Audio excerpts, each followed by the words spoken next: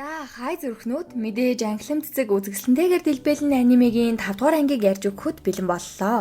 Нэр манай сувгтай хамтардаг Kero Store аниме дэлгүүрт маань шин загварууд, гоё пингүүд, стикерүүд болон аниме худи, подвалк маш өргөн сонголттойгоор зарагдж байгаа штэ.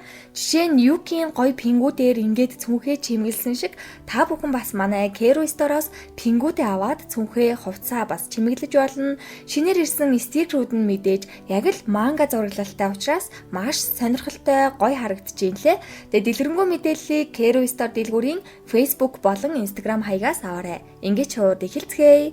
Вагуригийн шалгалтад нь амжилт хүсье гэсэн цаасыг хараад Саку, Аято хоёр шууд таниад нөгөө номын сангийн гадаад таардаг охин мөн бидтэй мөнгөлөг хүстэй охин хамгаалаад байсан тэр үд зүгээр өмнө нь айлгсандаа уучлалт гуйсан гэж хэлсэн чинь худлаа хэлсэн юм уу?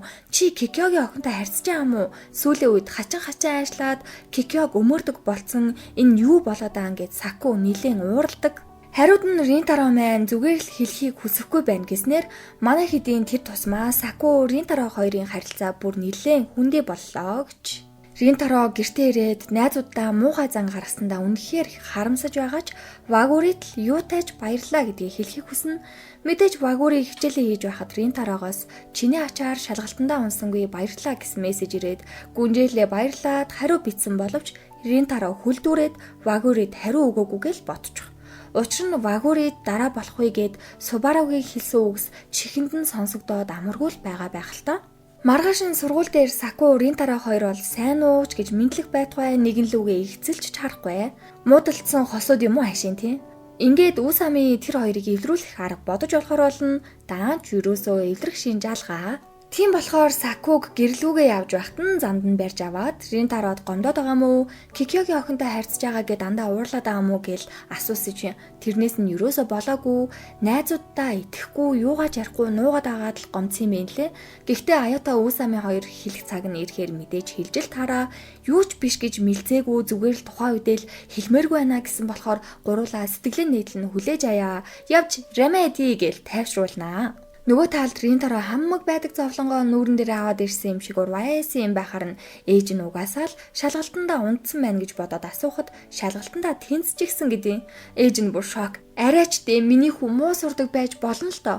Гэхдээ чи бусдаас хуулан барин байж тэнцсэн юм уу гэд итгэдэггүй. 59-оор тэнцсэн гэдгийг нь сонсоод ээж ирээд тоглоод л гэж бодож байхад гүнжээлээ маань орж ирнэ. Энийг мэдсэн Ринтаро унуух Даски Вагури улирлын шалгалтаа өгсөн болохоор өөрийгөө шагнах гээд било авч идэх гэж байгаагаа хэлэхэд Ринтаро гараад ирэх гэсэн харцаар ээж нь харсан боловч нөгөөх нь намайг байхгүй гэд хэлээрэ гэсэн дохио өгдیں۔ Мэдээж ээж нь суг татаад гараад ирнэ штэ. Энэ ээж их гоёо.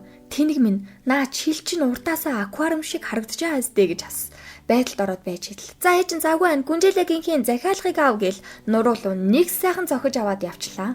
Вагури захиалгаа өгөхөөс өмнө жижигхэн гараа Ринтаро руу алдлахад энэ үнэн мэдрэмжгүй дурак. Яах чаа над гараараа гэж авдیں۔